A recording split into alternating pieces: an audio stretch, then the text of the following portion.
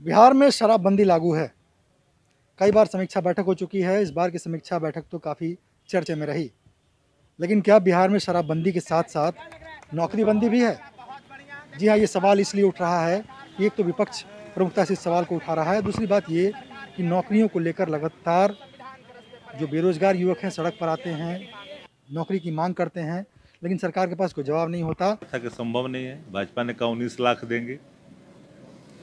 19 लाख देने के बजाय 1 साल का आकलन कर लीजिए, 15 लाख बिहार से रोजगार ही समाप्त हो गए। रोजगार बंदी तो प्रकाष्ठा है बिहार के अंदर में। युवा भटकाव का रास्ता अख्तियार कर रहा है, बोतलें बेच रहा है।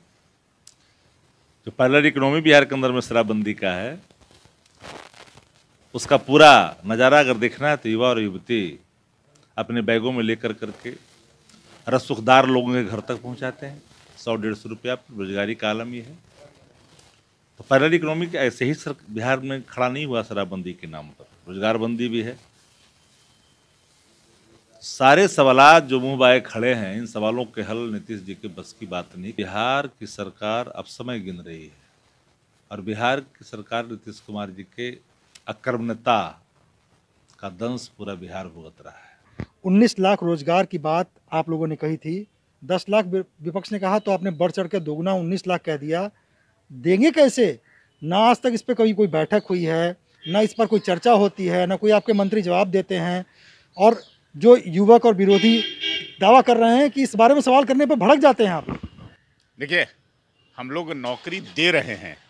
हम लोगों की सरकार कोई 1 वर्षों के लिए नहीं बनी है। हम लोगों की सरकार 5 वर्षों के लिए बनी है। अभी तो 1 वर्ष हुए हैं और हम लोगों ने 19 लाख अगर कहा है तो हम लोग जो है सो उसको पूरा करते हैं। हम लोग के कथनी और करनी में कोई फर्क नहीं होता है। जो कहते हैं वही करते हैं। और देखा है कि आपने शुरुआत हमने कर दिया है। 1 लाख शिक्षकों की बहाली प्रारंभ हो गई है। बहुत लंबे समय से वो बहाली नहीं हो पा रही। उसके आवेदन लिए गए हैं और इसके बाद ये जब नियोजन हो जाएगा तो उसके बाद दूसरा भी वैकेंसी होगा क्रिएट, उसके बाद फिर आएगा।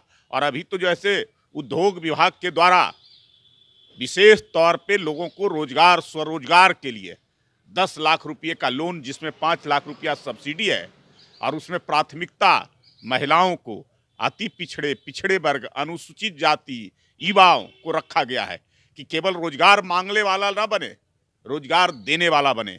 एक व्यक्ति अगर रोजगार को खड़ा करता है तो उससे कई लोगों को रोजगार प्राप्त होता है, रोजगार सृजन होता है। तो ये काम हम लोग बाखूबी कर रहे हैं और हम लोगों ने 19 लाख अगर कहा है विभिन्न क्षेत्रों के माध्यम से, तो हम लोग उससे दुगने और तिगने रोजगार 5 वर्षों के अंदर में देने का। मुख्यमंत्री लेकिन अब तक नौकरी को लेकर कभी ये खबर नहीं आई कि नौकरी को लेकर बैठक हुई है कि हम नौकरी कैसे देंगे, रोजगार कैसे देंगे, इसको लेकर कभी बैठक क्यों नहीं होती? इसके लिए बैठक की क्या जरूरत है? सभी विभागों की समीक्षात्मक बैठकें होती रहती है। ये रूटीन वर्क में है, तो उसके माध्यम से हम रोजगार के अवसर पैदा करते हैं, सृजन करते हैं और लोगों को निर्देश उस विभाग को दिया जाता है कि आपके यहाँ अधिक से अधिक लोगों को रोजगार प्राप्त हो सके। इस दिशा में जो खाली जगह है, वैकेंसी है, उसको क्रिएट कीजिए और लोगों से आवेदन लीजिए, उसको जो है से पूरा कीजिए।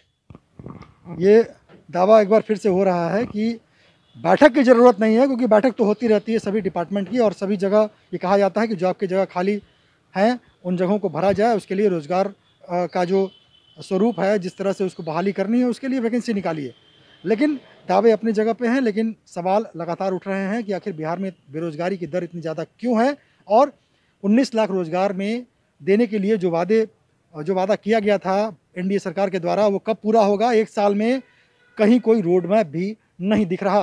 कैमरा पर्सन अशोक के साथ पटना सिटी, भारत के लिए अमित वर्मा।